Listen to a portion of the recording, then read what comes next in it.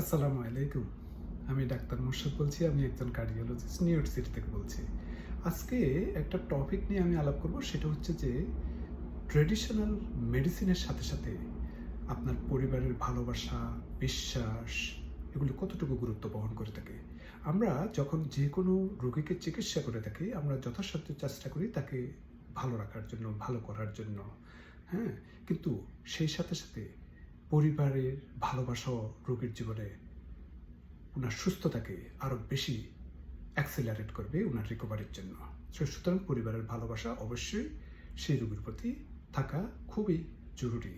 সেই সাথে সাথে আপনার বিশ্বাস, আপনি যে ধর্মে হোক না কেন, আপনার বিশ্বাস থাকতে হবে যে আল্লাহ রাব্বুল আলামিন আপনাকে সুস্থ করে দিবেন। আল্লাহ সুস্থতা দেওয়ার একমাত্র মালিক, সেটা আপনাকে রাখতে হবে।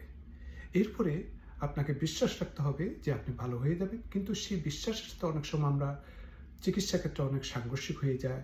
শুধু বিশ্বাস রাখলে হবে না, সেই সাথে সাথে আপনাকে মেডিসিনও নিতে হবে, ডাক্তারের পরামর্শ মতো চলতে হবে। কিন্তু আপনাকে অবশ্যই সেই বিশ্বাস রাখতে হবে। আপনি জানেন যে আপনার শরীরকে ভালো রাখার জন্য আপনার মন, দেহ, শারীরিক, মানসিক সমস্ত কিছু একসাথে কাজ করে। দেহ, মন এবং আত্মার মধ্যে একটা সংযোগ রয়েছে। তো সুতরাং এটা আপনাকে মানসিক শক্তি বৃদ্ধি করতে সাহায্য করবে, এবং মানসিক শক্তি যদি বৃদ্ধি হয়ে থাকে তাহলে আপনার ইমিউন সিস্টেম অনেক উন্নত হবে, যেটা আপনার রিকভারির জন্য খুবই গুরুত্বপূর্ণ।